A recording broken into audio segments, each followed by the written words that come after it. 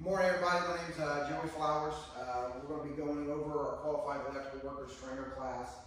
Just to give you a few insights on some of the topics that we're going to be going over. Our course topics will be, what is a qualified electrical worker? Not just anyone can do electrical work on site or work period anywhere. It's not just this side, but you have to have the proper training and stuff like that. We'll go over what OSHA's reportable requirements are for qualified electrical workers, and also in FPA 70E. We want to cover what risk assessment is. What is the risk of actually doing the job task that you're doing when it results in electrical work? Overcurrent protection, some of the best protection we can have, protecting our workers working on, near, or around, or not even someone that's actually working on it, but someone that could possibly be just hooking up an extension cord. Everyone could be affected by this. Overcurrent protection is something that can help us all out. And then last but not least, we're going to cover what grounding is.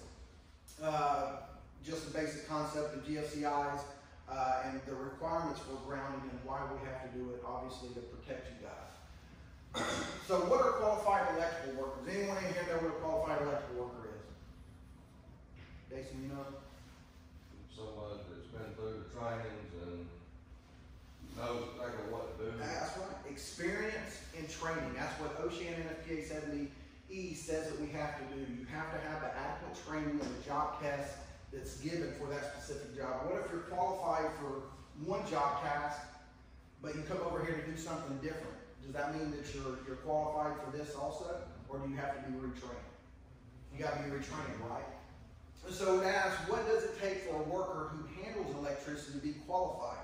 A worker is considered a qualified person when they have the training and the experience to be familiar with the construction operation of the equipment, along with any other hazards that may be involved in that job task. So some of the regulations and standards also specify that a qualified person must have knowledge to work safely on energized circuits and to be completely familiar with precautionary techniques and the safety of that equipment that you're working on. So that way you know of the hazards and you're not going to harm yourself or others while you're working on it, right? So the difference of what OSHA standards are and NFPA 70E standards for qualified electrical workers. So OSHA requires us in 29 CFR 1910.339, one who has received training in and has demonstrated skills and knowledge in the construction and operation of electrical equipment and installation and the hazards involved. So not just knowing the training, but you need to know all aspects. You need to know how to check for voltage and all that other stuff, which we'll cover here in just a brief moment. Now, NFPA 70E kind of says the same exact thing, but the only thing different is NFPA 70E requires you as a qualified electrical worker to demonstrate to your trainer that you know exactly what you're doing. So you actually have to demonstrate it. So it says one who has demonstrated skills and has knowledge related to the construction and operations of the electrical equipment installation and has received safety training to recognize and avoid hazards involved in that equipment or task that you're doing, okay? So training requirements. When we do our training, I have this little form that I printed out to make sure that every task, every step of both qualifications of OSHA 29 CFR 1910 subpart S and NFPA 70E is gone over. So OSHA, safety related work practices, I go over that with you guys. Also NFPA 70 standard for electrical safety requirements for the workplace. The NFPA 70 is for NEC, just for your electrical code and stuff. Also proper methods of releasing victims. Everyone, if you're working on, near, or live energized parts, you have to be trained in knowing how to remove someone if they're injured, hung up, or whatever. Proper methods of releasing victims, like I said, risk assessment, potential safety hazards from working on or near electrical conductors, which we'll cover here in just a few minutes, equipment, circuit parts, and ways to avoid or eliminate those hazards you could be working on. So that's our risk assessment. Just like we do every single day, we do a PTP for our job steps, right? We cover our job steps, we cover the potential hazards with each job step, and then our hazard controls, what we're going to do to try to control those hazards or eliminate them altogether.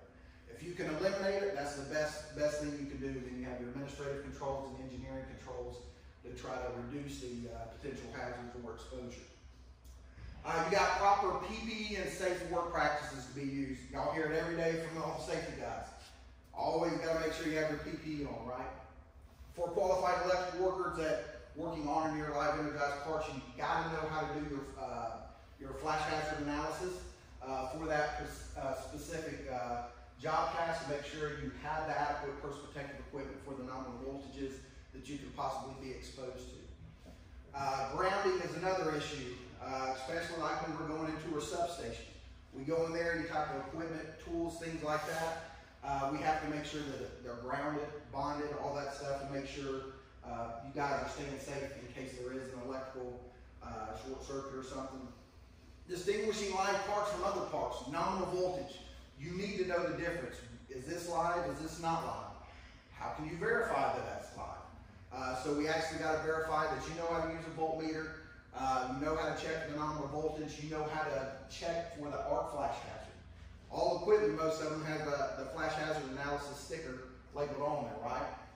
And so you need to make sure you know how to properly read that and distinguish, so that way you know what your safe work practices and your limited approach boundary distance needs to be when distinguishing these features. All right, so for qualified electrical workers, the intent of this procedure is to receive the electrical hazards, the associated foreseeable tasks, and the protective measures that are required in order to maintain a tolerable level of risk. A risk assessment should be performed before work is started every time, just like we do out here with our PTPs and also our POAs when we're doing our live work, right? Turning on and off breakers or whatever, locking and tagging out. So the best thing that we got to start on is our risk assessment steps. So a risk assessment is identify the electrical hazards associated with the task and the electrical systems or electrical processes involved. For example, what is your shock hazard? What's your arc flash hazard risk? What is your boundaries? Number two, identify the electrical work to be performed within the electrical systems or processes. You got to know what your job task is, right?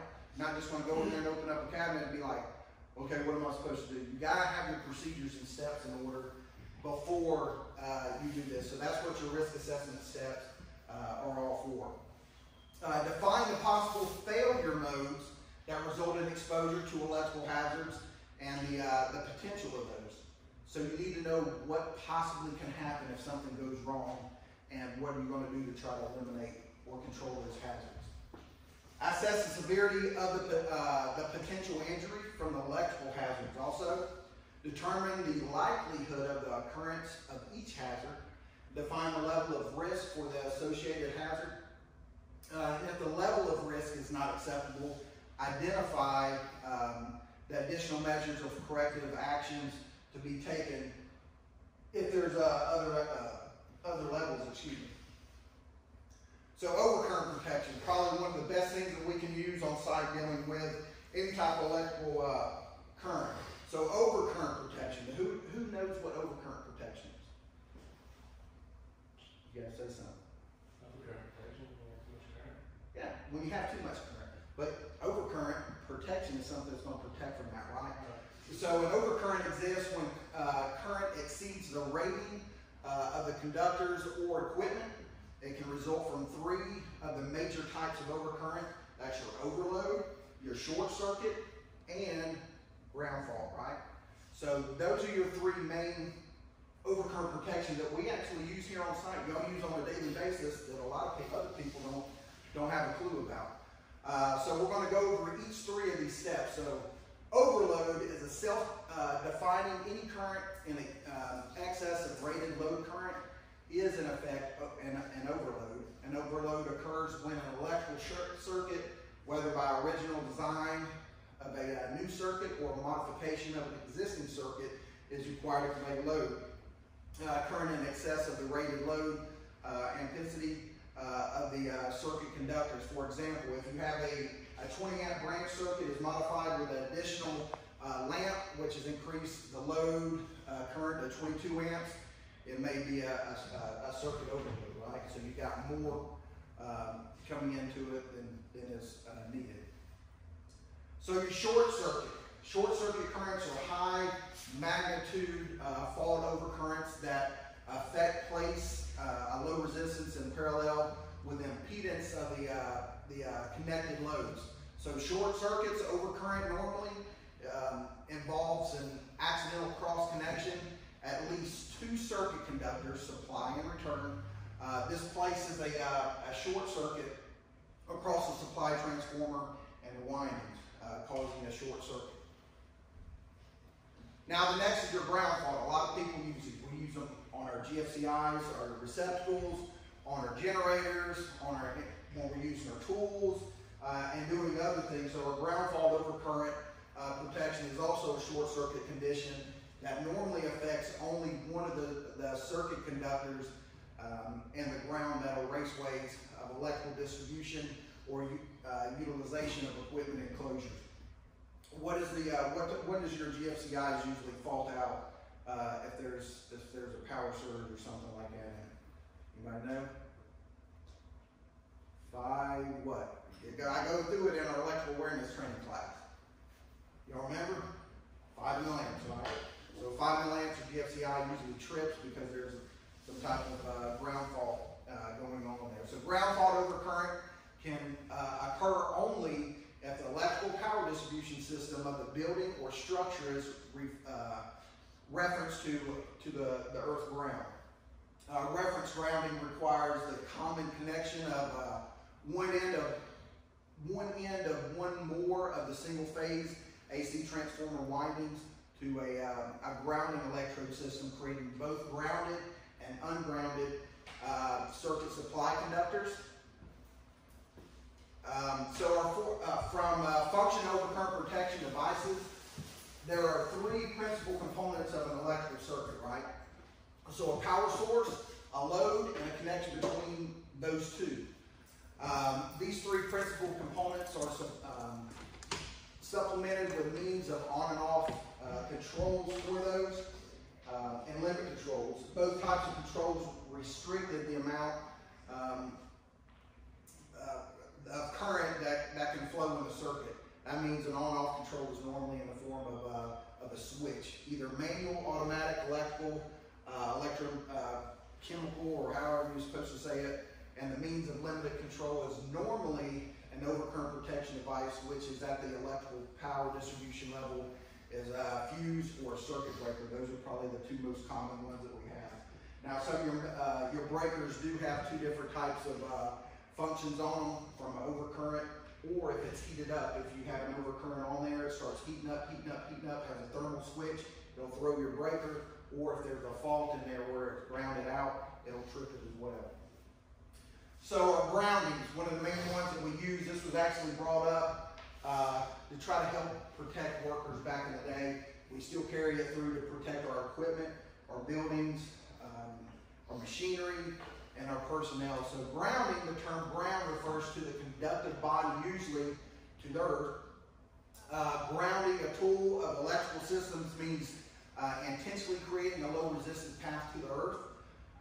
When properly done, the current or short circuit or current from the short from lighting following the path, thus preventing the building of voltage that would otherwise result in electrical shock injuries or even death. So grounding helps out big time and part of our protection.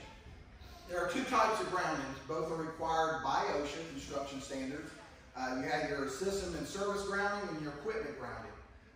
Your system service grounding is the type of grounding in which wire called the neutral conductor is grounded at the transformer and again at the service entrance to the building. This primarily designed to protect machines, tools, and insulation against damage. Our equipment grounding, this is intended to offer enhanced protection to the workers themselves. If a manufacturer a malfunction causes the metal frame of the tool become energized, the equipment ground provided another path for the current to flow through the tool to the ground. So there's one disadvantage to grounding. A break in the ground system may occur without the user's knowledge. So if someone rips up a ground rod or grounding or pulls it up or cuts one of the wires, it's probably not going to work right. Using a ground fault circuit interrupter, a GFCI, is one way to overcome grounding deficiencies that we use daily. Like I was talking about earlier, we have to use it for tools, we use it in our bathrooms, anywhere around any type of precipitation or condensation in the area. So for conclusion, guys, various potential solutions may be implemented to reduce and eliminate the risk of injuries associated with electrical work. Administrative controls, engineering controls, and elimination controls are all part of making sure that you guys are staying safe with working on, near, or around work. So making sure we're doing our risk assessments and making sure our steps are all in order to protect you guys from working on, near, or around electrical parts.